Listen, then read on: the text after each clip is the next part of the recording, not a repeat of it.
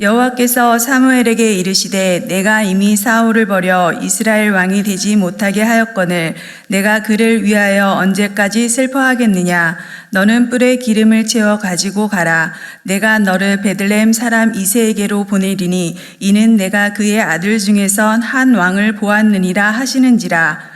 사무엘이 이르되 내가 어찌 갈 수 있으리이까. 사울이 들으면 나를 죽이리이다 하니 여호와께서 이르시되 너는 암송아지를 끌고 가서 말하기를 내가 여호와께 제사를 드리러 왔다 하고 이새를 제사에 청하라. 내가 네게 행할 일을 가르치리니 내가 네게 알게 하는 자에게 나를 위하여 기름을 부을지니라. 사무엘이 여호와의 말씀대로 행하여 베들레헴에 이르매 성읍 장로들이 떨며 그를 영접하여 이르되 평강을 위하여 오시나이까. 이르되 평강을 위함이니라. 내가 여호와께 제사하러 왔으니 스스로 성결하게 하고 와서 나와 함께 제사하자 하고 이새와 그의 아들들을 성결하게 하고 제사를 청하니라. 그들이 오매 사무엘이 엘리압을 보고 마음에 이르기를 여호와의 기름 부으실 자가 과연 주님 앞에 있도다 하였더니 함께 읽겠습니다. 여호와께서 사무엘에게 이르시되 그의 용모와 키를 보지 말라.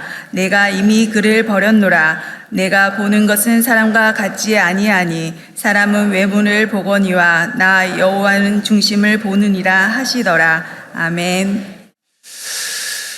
자, 오늘 이 시간에는 또 하나 내가 사랑하는 말씀, 사무엘상 16장 7절 말씀을 중심으로 중심이 좋은 사람, 이런 제목으로 말씀을 나누겠습니다. 한번 따라하겠습니다. 중심이 좋은 사람이 되자. 중심이 좋은 사람이 되자. 네. 자, 오늘의 이 말씀도 우리 교회 청년 하나가 자기가 제일 좋아하는 말씀이라고 써낸 구절이에요. 한참 외모나 스펙에 더 몰두해야 할 청년의 나이에 오히려 사람 앞에서 외모 꾸미고 스펙 가꾸는 것보다 하나님 앞에서 중심을 더 가꾸어 가기를 소망하는 이 구절을 좋아한다는 것이 목회자로서 얼마나 감사했는지 모릅니다. 실제로 이 구절을 써낸 이 청년도 다음과 같이 이 구절을 좋아하는 이유를 써냈습니다. 저는 이 사무엘상 16장 7절을 읽을 때마다 내가 다른 사람을 겉모습만 보고 판단할 것이 아니라 그 사람의 마음을 보는 사람이 되고 사람에게 어떻게 보일까 고민하기 전에 하나님께서 어떻게 보실까를 먼저 생각하는 사람이 되어야겠다는 생각을 하며 살아가고 있습니다. 이렇게 적어냈습니다. 얼마나 귀한 고백인지 모르고 정말 이 청년을 제가 축복하고 싶고요. 여러분과도 오늘 이 말씀을 나눌 때 여러분도 이 마음을 다 갖게 되기를 주의 이름으로 축원합니다. 한번 다시 따라하겠습니다. 사람은 외모를 보거니와 나 여호와는 중심을 보느니라. 아멘. 자, 아시는 대로 이 말씀은 초기 이스라엘 역사에서 매우 중요한 분기점에서 주어진 말씀입니다. 자, 사무엘상 16장 1절 같이 읽겠습니다. 시작. 여호와께서 사무엘에게 이르시되 내가 이미 사울을 버려 이스라엘 왕이 되지 못하게 하였거늘 내가 그를 위하여 언제까지 슬퍼하겠느냐. 너는 뿔에 기름을 채워 가지고 가라. 내가 너를 베들레헴 사람 이새에게로 보내리니 이는 내가 그의 아들 중에서 한 왕을 보았느니라 하시는지라. 아멘. 자, 이스라엘의 초대왕으로 사무엘 선지자에 의해서 일찍이 기름 부음 받았던 사울이 하나님 앞에서 결정적인 죄를 몇 개 범하자 사무엘이 그 일로 너무나 슬퍼할 때 하나님이 나타나셔서 사무엘아 너무 슬퍼하지 말아라. 내가 곧 새 왕을 이 땅에 세울 것이니 얼른 너는 일어나 기름을 준비하여 가거라. 이번에 네가 갈 곳은 베들레헴이다. 그리고 그 대상은 베들레헴에 사는 이새라는 사람의 아들 중에서이다. 자, 그러시자 사무엘은 즉각 순종하여 베들레헴으로 오게 되면서 벌어진 이야기입니다. 하지만 그 과정에서 사무엘에게는 쉽게 끝날 것만 같았던 그 일에 약간 스텝이 꼬이는 이해할 수 없는 두 가지 일이 벌어지게 됩니다. 하나는 그래서 이새의 일곱들을 이제 보고 첫째 아들 엘리압을 딱 보는데 단번에 필이 왔습니다. 사무엘상 16장 6절에 보면 생긴 것도 훤칠하게 잘생겼고 첫째이기도 하니 보나마나 하나님이 점지하신 친구는 이 친구일 거라고 생각하고 기름을 부으려고 하는데 하나님이 no 하시는 겁니다. 아니다 할 정도가 아니라 심지어 버렸다라는까지 말씀을 하셨습니다. 첫 아들을 나는 버렸다. 그 친구를 나는 버렸다. 자, 이 구절은 1절에 나오는 사울을 버렸다는 말과도 같은 단어입니다. 히브리어 원문도 그러합니다. 하나님이 사울을 버렸다는 것은 우리도 너무나 잘 압니다. 그는 하나님이 세우신 왕으로서 큰 잘못 몇 가지를 분명히 저지른 바 있으니까요. 하지만 이 엘리압은 그런 잘못을 저질렀다는 기록이 성경에 하나도 없습니다. 역사의 무대 위에 단 한 번도 서보지 않은 그저 한 집안의 장남일 뿐입니다. 그런데도 하나님이 그 엘리압을 사울처럼 버렸다고 하신 것은 이 엘리압이 사울처럼 무슨 큰 잘못을 저질러서였다기보다는 그만큼 하나님은 무엇을 더 중요하게 여기시는지를 가르치신 거라고 생각합니다. 하나님은 절대로 외모나 스펙이나 출신이나 서열이나 학력이나 경제력이나 지위로 뭔가를 판단하고 사람을 세우시는 분이 아니라 중심을 보고 세우시는 분이심을 강조하려는 의도인 것입니다. 아무튼 이 일로 사무엘은 초장부터 스텝이 꼬이기 시작합니다. 그런데 그런 일은 또 이어집니다. 그래서 결국 사무엘은 첫째를 제외한 나머지 아들로 이제 눈을 돌려 둘째인가 싶어서 기름을 부으려고 하는데 아니다. 셋째인가 싶어서 기름을 부으려고 하는데 아니다. 그래서 넷째, 다섯째, 여섯째, 심지어 일곱째가 다 되도록 하나님은 계속 아니다, 아니다. 이새가 그의 아들 일곱을 다 사무엘 앞으로 지나가게 하나 사무엘이 이새에게 이르되 여호와께서 이들을 택하지 아니하셨느니라. 이거 뭐지? 아니 분명히 하나님이 나를 이 베들레헴으로 보내셨고 이번에는 이새의 집 아들들 중에서 내가 택하겠다고 분명히 말씀하셔서 당연히 이 일곱 아들 중에서 한 명이를 끄라고 나도 생각하고 기도를 시작했는데 첫째 아들이 아니면 둘째라도 시키시든지 둘째 아들이 아니면 셋째라도 아니면 일곱 중에 하나라도 기라고 말씀해 주시는 아들이 있어야 되는데 하나도 없는 것입니다. 분명히 하나님이 이곳에 가라 하셨고 이 아들들 중에서 뽑으라 하셨는데 일곱 가지 하나님에게 계속 묻는데 다 아니라 하시면 나보고 어떡하란 말씀이냐. 그래서 사무엘은 둘 중에 하나를 결정을 해야 됩니다. 첫째, 내가 음성을 잘못 들었나 하고 다른 집으로 옮겨가든지 아니면 분명히 하나님의 뜻이 맞으니까 하나님의 뜻을 믿고 여기서 방법을 찾아보든지 둘 중에 하나를 선택해야 되는데 사무엘은 후자를 선택합니다. 그래서 딱 떠오른 생각이 뭐냐 하면 혹시나 이보게 내가 묻는데 이 집의 아들이 이게 다냐 이렇게 묻게 됩니다. 또 사무엘이 이새에게 이르되 11절에 보니까 내 아들들이 다 여기 있느냐 이렇게 11절에 묻습니다. 여러분 사무엘이 이 상황에서 이 질문을 했다는 것은 너무나 다행스러운 질문입니다. 만약에 사무엘이 그렇게 하지 않고 다른 데로 여기가 아닌 갭이다 하고 가버렸다면 어떻게 다윗이라는 인물이 역사의 무대 위에 오를 수 있었겠습니까? 어떻게 이스라엘 역사가 바뀔 수 있었겠습니까? 성경에 다윗이라는 인물에 대한 기록이 어떻게 있을 수 있겠습니까? 그런데 감사하게도 사무엘이 그것을 물어주었다는 것, 끝까지 하나님의 뜻을 믿고 버텼다는 것, 이것이 다윗이라는 존귀한 인물을 세울 수 있던 비결이 됩니다. 그랬더니 이제서야 이새가 실토를 하는 겁니다. 세상에 막내가 하나 더 있다는 겁니다.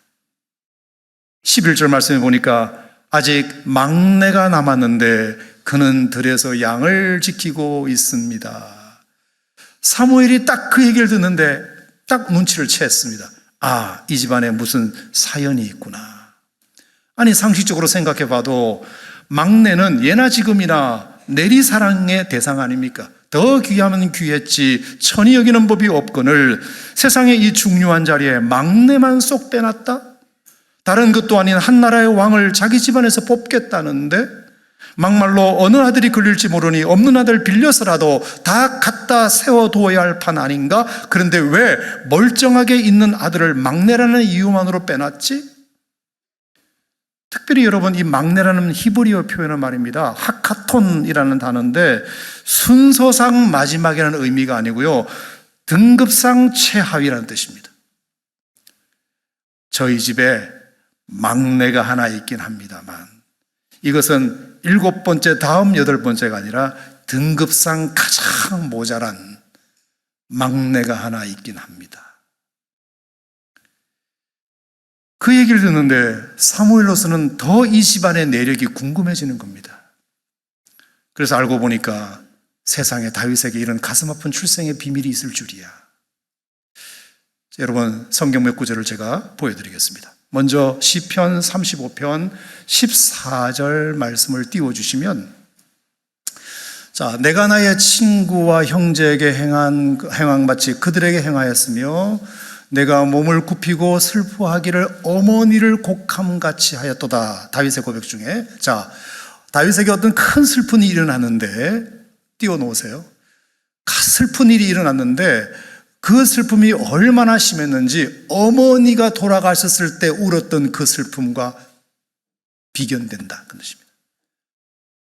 자, 그러니까 자기를 낳아준 친어머니는 다윗이 일찍 여의었다, 이 뜻입니다. 그 어머니가 돌아가셔서 그 돌아가신 그 슬픔이 너무 컸다, 이것을 기억하고 있다는 뜻입니다. 세상에 어머니가 돌아가시는데 어느 아들이 안 그러겠습니까? 세상 그 무엇보다 슬픈 것은 내 어머니 돌아가시는 것이죠. 자, 이걸 염두에 두시고요. 그 다음 구절을 한번 보겠습니다. 시편 69편 8절 말씀인데요. 내가 나의 형제에게는 객이 되고 나의 어머니의 자녀에게는 낯선 사람이 되었나이다라는 다윗의 고백입니다. 자, 가만히 보세요. 자, 내가 나의 형제에게는 객이 되고, 객은 손님이잖아요. 그러니까 늘 다윗은 자기 형들에게 딱 서면 나는 손님 같은 느낌이 들었다. 손님. 동생이 아니라 손님. 근데 그 다음 구절이 이상해요. 나의 어머니의 자녀들에게는 내가 낯선 사람처럼 취급받았다. 자, 여기 어머니의 자녀라는 말이 나옵니다. 내 형제가 내 어머니의 자녀였기 때문이다. 여러분, 이게 무슨 말일까요? 이복 형제라는 뜻입니다. 이복 형제. 나의 어머니의 자녀들에게 내가 낯선 사람 취급받았다. 내 형제들에게 난 늘 손님 같았다. 이 말은 미안하지만 다윗에게 이복 형들이 있었다는 뜻입니다. 자, 그러면 한번 정리를 한번 해봅시다. 다윗에게는 두 어머니가 있었는데요. 하나는 다윗을 낳아준 친어머니, 아까 돌아가셔서 너무 슬퍼했다는 그 어머니. 두 번째 어머니는 나를 키워준 양어머니, 늘 낯선 사람처럼 나를 대하셨던 어머니. 그래서 당연히 그 어머니의 자녀들과도 잘못 지내고 내가 거기 끼지도 못하게 하셨던 어머니가 있었습니다. 자, 그래서 이 두 가지 본문을 통해서 우리가 추론할 수 있는 것은, 아, 다윗을 낳은 친어머니는 아버지의 원래 부인이 아니셨구나. 이 추론을 뒷받침하는 다윗의 고백이 또 하나 있습니다. 자, 시편 51편 5절 말씀인데요. 내가 죄악 중에서 출생하였으며 어머니가 죄 중에서 나를 잉태하였나이다. 이렇게 되어 있습니다. 자, 이 구절은 언제 썼느냐 하면은 다윗이 밧세바라는 여자를 범한 후에 나단 선지자가 당신 큰 죄를 지었다고 지적받았을 때 쓴 시가 저겁니다. 자, 다윗은 참 안타깝게도 유부녀를 간통했습니다. 그래서 자식을 낳았습니다. 그 죄를 짓고 나서 그날 밤 선지자로부터 엄청난 책망을 듣고 회개하는 기도가 시편 51편이거든요. 근데 그 기도를 하는데 어떤 기도가 거기 툭 튀어나오느냐면, 나도 죄악 중에서 출생하였으며 어머니가 죄 중에서 나를 잉태하였나이다. 우리 어머니도 우리 아버지도 나를 정상적인 관계에서 나를 태어나게 하신 게 아니고 약간 불륜 가운데서 나를 태어나게 하셨다. 우리 아버지에게는 원래 부인이 있었는데 나를 낳아준 어머니는 아버지의 원래 부인이 아니라는 뜻입니다. 그래서 우리 아버지도 우리 어머니도 죄 짓는 가운데서 나를 잉태하게 하셨다. 그런데 내 어머니 내 아버지도 그런 모습으로 나를 잉태했는데 나도 커서 아버지의 DNA가 그대로 닮아가지고 나도 그 짓을 했구나. 내 아버지 내 어머니도 그렇게 하시더니 나도 똑같이 그 짓을 하고 있네. 이 고백입니다. 다윗은 어렸을 때는 잘 몰랐습니다. 그냥 그 어머니가 그 어머니라고 생각했습니다.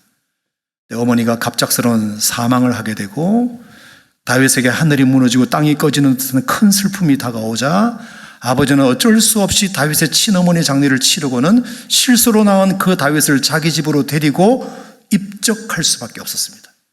근데 가보니까 벌써 형이 7명이나 진을 치고 있는 겁니다. 8번째로 들어간 겁니다. 그러니까 다윗은 늘 그 집에서 눈칫밥을 먹을 수밖에 없고 형제들에게는 객이 되고 어머니의 자녀들로부터 낯선 사람 취급을 받는 이런 상황이 되어서 오늘 사무엘상 16장 본문에서처럼 그 사무엘 선지자가 이세 아들 중에서 이제 왕을 택하려고 왔는데 세상의 막내만 쏙 빼놓고 1번부터 7번까지만 딱 세워놓고 1번도 아니다, 2번도 아니다, 3번도 아니다, 4번도 아니다, 5번, 6번도 계속 아니라고 하면 엄마가 빨리 정신 차리고 막내라도 데리고 와야 되겠네라고 해야 되는데 사무엘 선지자가 묻기까지 어느 누구도 그 막내 다윗을 데리고 올 생각을 하지 않았던 것입니다. 왜요? 왜 그럴까요? 그 어머니로서는 자기 피부치 아들들 중에서만 왕이 되기를 원했지 자기 남편이 실수로 낳아 데려온 억지로 내가 키워주고 있는 저 다윗이 왕이 되는 것은 죽기보다 싫었으니까요. 그래서 11절에도 사무엘이 이 집에 아들이 이게 다냐 물었을 때 아닙니다. 들에서 양을 치는 막내가 하나 있긴 합니다 라는 말을 엄마가 했다, 아빠가 했다, 아버지가 했다. 누구보다 자녀 교육에 관심이 많은 어머니는 잠자코 있었다. 절대로 말하지 않았다. 내 아버지가 막내가 하나 있긴 합니다. 그날의 이 상황은 다윗에게 너무나 큰 상처가 됩니다. 그래서 시편 27편 10절 말씀에 보면 그날의 경험을 이렇게 표현했습니다. 내 부모는 나를 버렸다. 나는 그날 버림받았다. 나는 그날 제대로 버림을 받았다. 하지만 하나님은 나를 영접해 주심으로 하나님과 역사 앞에 나는 세워질 수 있었다. 쓰임받을 수 있었다. 할렐루야. 여러분, 이게 바로 하나님 좋다는 것 아니겠습니까? 세상에서 천대받고 버려진 사람도 하나님은 영접해 주시는 분이시니까요. 할렐루야. 자, 그렇다면 오늘의 본론이자 결론을 말씀드리고자 합니다. 그렇다면 하나님이 그 버림받은 다윗을 영접해 주신 데에는 도대체 무엇이 그리도 마음이 드셨기에 그러셨을까? 물론 전적인 하나님의 은혜이겠지만 그래도 다윗에게서 비결을 찾는다면 대체 그 이유는 무엇일까 궁금해지는 부분인데요. 그게 뭐냐? 그의 중심이 좋았기 때문이다. 적어도 거기 자기 이복 형들 7명과 비교해 봤을 때 7명이 감히 따를 수 없는 그 막내 다윗은 중심이 반듯했던 사람이기 때문이다. 따라합시다. 중심이 좋아야 한다. 중심이 좋아야 한다. 하나님이 다윗을 그 천대받고 멸시받는 그 다윗을 하나님의 사람으로 역사의 무대 에 당당히 세울 수 있던 유일한 비결은 그의 중심이 좋았던 사람이기 때문이었다는 것입니다. 자, 이게 무슨 말일까요? 사람이 중심이 좋다는 것은 어떤 의미일까요? 저는 그래서 시편을 막 뒤지다가 시편 139편에서 두 개의 답을 찾아냈습니다. 아하, 이것이 중심이 좋다는 뜻이구나. 오늘 결론을 그래서 시편 139편에서 맺어보도록 하겠습니다. 자, 시편 139편을 가보도록 하겠습니다.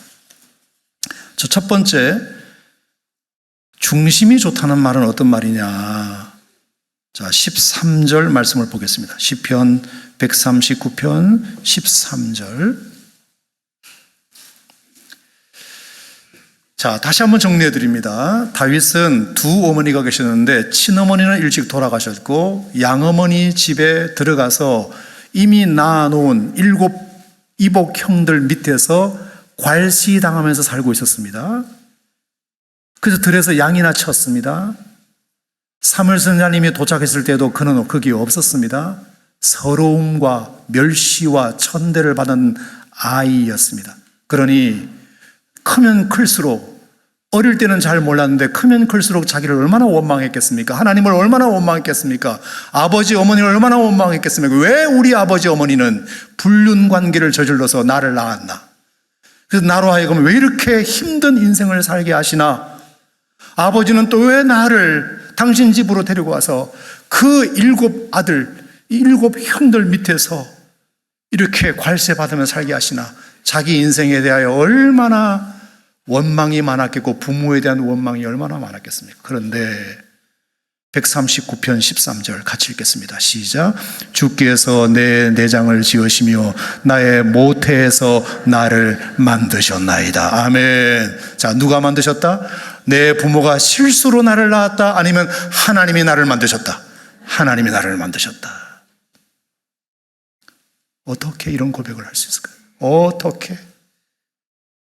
14절에 내가 주께 감사하오며 나를 지으심이 심히 기묘하시니라.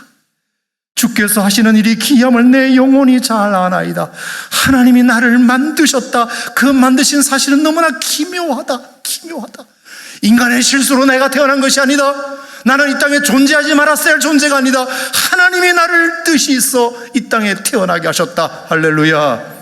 16절에 보면 내 형질이 이루어지기 전에 주의 눈이 보셨으며 나를 위하여 정한 날이 하루도 되기 전에 주의 책에 다 기록이 되었나이다. 내가 태어나기도 전에, 아니 내 친어머니 뱃속에서 임신 1주차가 되기도 전부터 이미 하나님은 나를 다 계획하고 계셨다. 절대로 나는 누군가의 실수로 잘못 태어난 존재가 아니다. 하나님이 나를 태어나게 하셨다.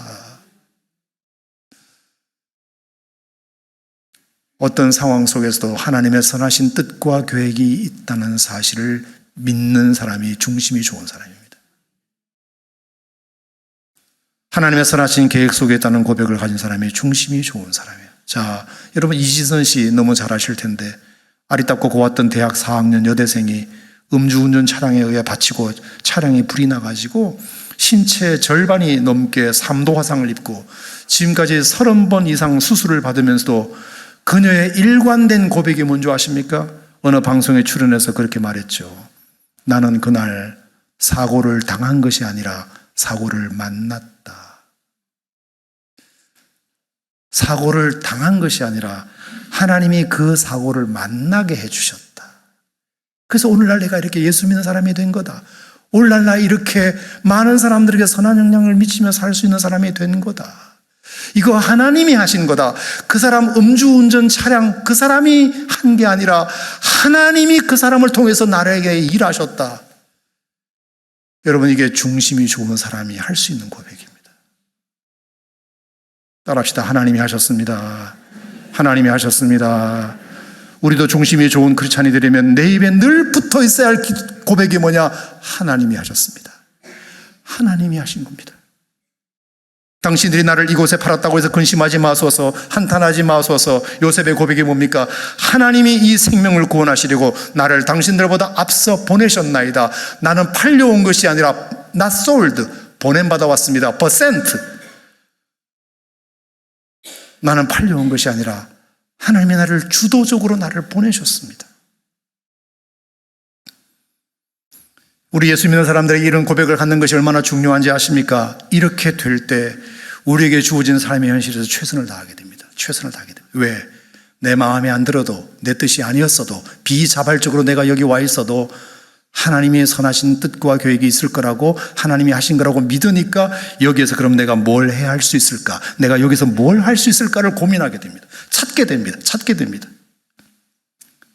그래서 여러분 다윗도 늘 따뜻한 밥상에서 밥 먹는 이복 형들에게 끼지 못하고 너는 들에서 양이나 쳐 이놈아 하고 형들이 해야 될 짐까지 도맡아 해가지고 그 막내가 들에서 양을 치는 것이 너무 서럽고 너무 억울했겠지만 하나님의 선하신 계획이 여기도 있겠지 생각하고 최선을 다해서 치다 보니 여호와는 나의 목자시니 내게 부족함이 없으리로라는 주옥 같은 시편도 쓸 뿐만 아니라 그 목자가 되어보지 못하면 쓸 수 없는 고백이니까요. 또 하나 양을 치다 보면 사자나 곰이나 일이나 늑대 같은 것을 만나게 돼서 양 새끼들을 이렇게 물어가게 되지 않습니까? 내 소유의 양이라면 물어가게끔 내둘 수도 있지만 이거는 형들이 맡긴 양떼이기 때문에 한 마리라도 만약에 양떼가 사자에게 물려가도록 내버려뒀다. 그러면 형들에게 또 혼날 걸 생각하니까 어떻게든지 나는 사자와 곰과 싸워야 되겠다. 내가 이 양을 지켜야 된다. 이 마음으로 물맷돌 연습을 하게 됐습니다. 그 사자와 곰을 때려 죽이는 방법을 연구하게 된 겁니다. 그것이 훈련이 되었어요. 그게 나중에 언제 써먹은지 아세요? 골리앗과 싸울 때. 이게 다 이렇게 써먹게 될 줄이야. 하나님의 선하신 계획이 있다는 사실을 믿고 여기에서 최선을 다하면 하나님이 이것을 통해서 어떻게 일하실지 아무도 모르는 것이에요. 믿으시면 아멘 하시기 바랍니다. 그 물맷돌 실력이 결국에 골리앗을 때려주는, 그래서 그가 왕이 되는 결정타가 됩니다. 결정타. 제 지론 중에 하나가, 그래서 인생에는 버릴 경험이 하나도 없다. 하나도 버릴 경험이 없어요. 중심이 좋은 사람은 늘 그 생각을 하는 사람입니다.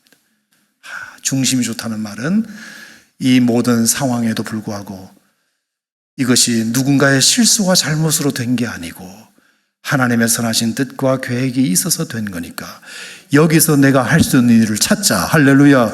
내가 여기서 할 수 있는 일 뭔가를 한번 찾아보자. 그래서 물맷돌 연습이라도 하자. 그것이 나중에 어떻게 쓰일지는 아무도 모르니까.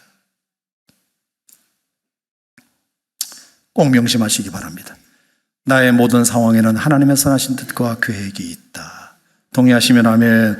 그래서 139편 17절에 뭐라고 그랬죠? 하나님이여 주의 생각에 내게 어찌 그리 보배로우신지요 그 수가 어찌 그리 많은지요. 하나님은 역시 수가 많으신 분이시다. 바둑의 고수처럼 앞을 몇 수를 내다보고 장기를 바둑알을 놓는 분이시다. 장기판을 놓는 분이시다. 내가 그걸 어떻게 할 수 있겠느냐?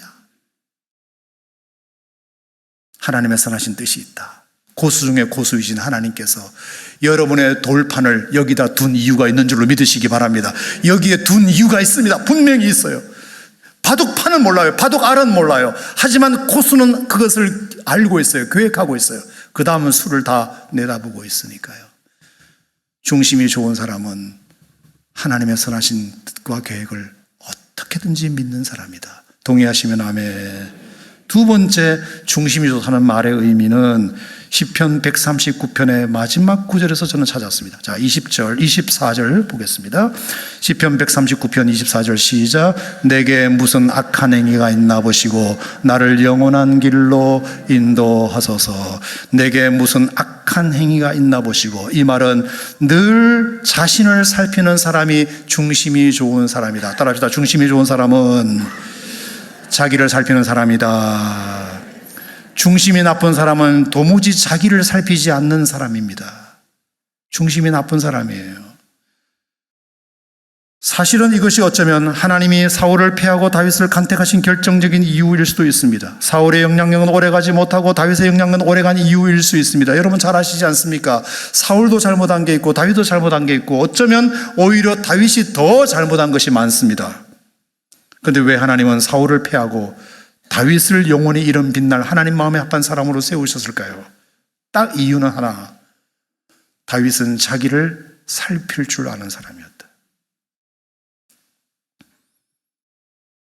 더 재미있는 것은 오늘 본문 말씀에 하나님이여 내게 무슨 악한 행위가 있나 봐주세요.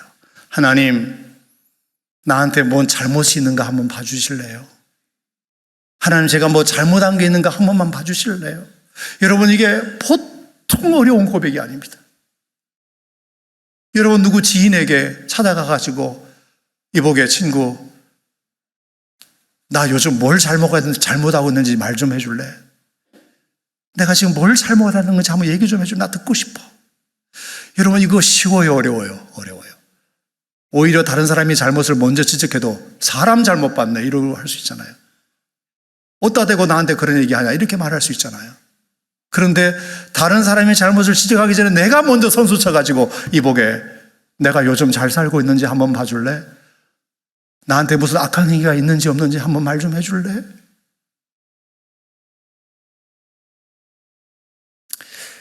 여러분, 제가 솔직한 고백입니다만 저 같은 목회자가 말입니다, 잘 안 되는 것이 바로 이 문제입니다. 설교는 번지르르하게 잘하는데 나 자신을 살피지 못하는 잘못이 저에게 있습니다. 사람들에게 이래라 저래라 가르치기만 하다 보니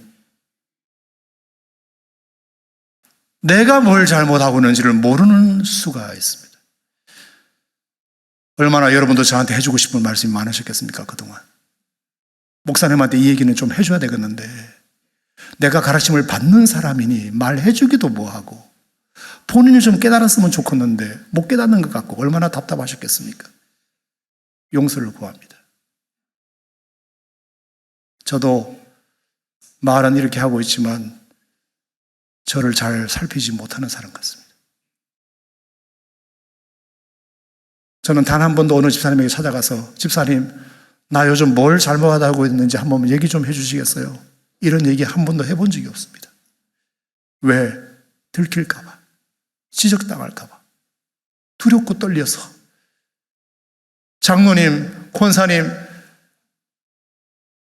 제가 요즘 뭘 잘못하고 있는지 그냥 솔직하게 한번 얘기해 주시겠어요? 제게 무슨 악한 행위가 있는지 말씀해 주시겠어요? 이렇게 한 번도 해본 적이 없는 것 같습니다. 오히려 지적을 당하면 발뺌이나 했지. 아, 나 역시 중심이 좋지 못한 사람이었구나. 늘 나부터 살폈는 사실을 잊었구나. 여러분, 욥이라는 사람이 의인이었잖아요. 당대의 의인, 하나님도 인정하셨던 의인. 근데 그 의인이 고난을 당했습니다. 그래서 친구들이 찾아와가지고 욥한테 한 말이 뭐냐 하면, 네가 무슨 죄가 있으니까 그랬겠지. 괜히 하나님이 고난을 줬겠냐. 그러자마자 욥이 듣기 싫어가지고 니들이 날 뭘 한다고 그러냐 내쳤습니다. 엘리압, 빌다, 소발, 엘리후 네 사람이 찾아왔는데 그 사람들의 조언을 하나도 듣지 않았습니다. 내가 얼마나 하나님 앞에 거룩하게 살았는데, 내가 얼마나 하나님 앞에 의롭게 살았는데 니들이 어떻게 나한테 그렇게 얘기할 수 있냐. 뭐? 내가 잘못해서 내가 고난당하는 거라고? 나같이 의롭게 사는 사람이 있으면 나와보라 그래. 이렇게 주장했던 사람이 욥입니다. 그게 37장까지 이어집니다. 38장부터 보다 못한 하나님이 말씀하시기 시작하셨습니다. 38장, 39장, 40장, 41장. 하나님이 쭉 1장 연설을 하시자 그제서야 욥이 깨닫게 된 것이 42장 본문에 나옵니다. 주께서는 못하실 일이 없사오며 무슨 계획이든지 못 이루실 것이 없는 줄 아오니 무지한 말로 이치를 가린 것 같고 깨닫지도 못한 일, 스스로 알 수도 없고 해결하기도 어려운 일만 제가 나불나불 거린 것 같습니다. 6절에 그러므로 내가 이제 지금까지 했던 모든 말을 스스로 거두어드리고 티끌과 제 가운데서 회개하겠습니다. 이게 욥의 결론입니다. 37장까지 수많은 지적들에서 쳐내기만 했을 때는 회복이 안 되었는데 38, 39, 40, 41장 하나님의 1장 연설을 듣고 그가 회개하기 시작하니까 욥이 모든 게 회복되기 시작합니다. 할렐루야. 다 회복이 됩니다. 회복이 됩니다. 아, 중심이 좋다는 말은 자기를 살피는 것이구나. 그게 중심이 좋다는 거구나. 그 사람 참 중심이 좋은 사람이야. 이 말은 늘 자신을 살필 줄 아는 사람이야. 성도는 중심이 좋은 사람이 되어야 합니다. 믿으시면 아멘. 하나님이 그 안에 계신 자로서 마땅한 자질입니다. 자, 어떤 일이 있더라도 하나님의 선하신 계획으로 믿고 그 뜻을 기대하는 삶, 하나님이 하셨지. 하나님이 하셨지. 인간의 실수와 잘못으로 내가 태어난 것이 아니라 하나님이 나를 이 땅에 태어나도록 만드셨지. 이 고백을 갖고 있는 사람이 중심이 좋은 사람. 두 번째, 어떤 일이 터졌을 때 우선 나를 먼저 돌아보고 나를 먼저 살피고 고쳐가는 사람. 그런 사람이 중심이 좋은 사람. 그래서 1번부터 7번까지 아무리 잘난 형들이 있어도 다 하나님은 아니다 하시고 8번 너를 내가 쓰겠다. 다윗, 내가 너를 쓰겠다. 왜? 너는 중심이 좋은 사람이니까. 어떤 경우에도 하나님의 뜻이 있다는 사실을 너는 믿으니까. 어떤 경우에도 너는 너 자신을 먼저 살필 줄 아는 사람이니까 내가 너를 쓰겠다. 내가 너 안 쓰면 누구 쓰겠냐?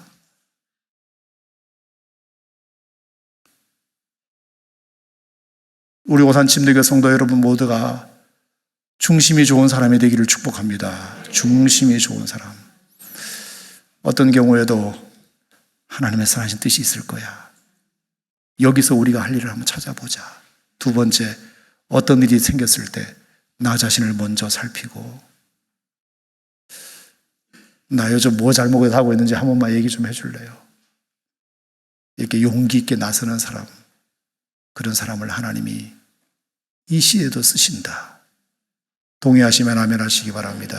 기도하겠습니다. 하나님 아버지, 감사드립니다. 중심이 좋은 사람, 오늘 그 얘기했습니다. 다윗처럼 1번부터 7번까지 잘난 사람들 다 제껴놓고 8번 하카톤 등급상 가장 못났던 그 다윗을 역사의 무대에 세우신 이유는 하나님의 모든 일을 당신의 뜻 가운데 이루어지는 것을 믿고 최선을 다했기 때문이고, 어떤 일이 생겼을 때 먼저 자신을 살필 줄 아는 사람이 다윗이었기 때문에 그 중심을 보고 하나님은 다윗을 쓰신 줄 믿습니다. 주님의 기쁨이 되는 사람은 누구이겠습니까? 중심이 좋은 사람. 하나님, 나도 그런 사람이 되게 하여 주시옵소서. 예수님 이름으로 기도하옵나이다. 아멘.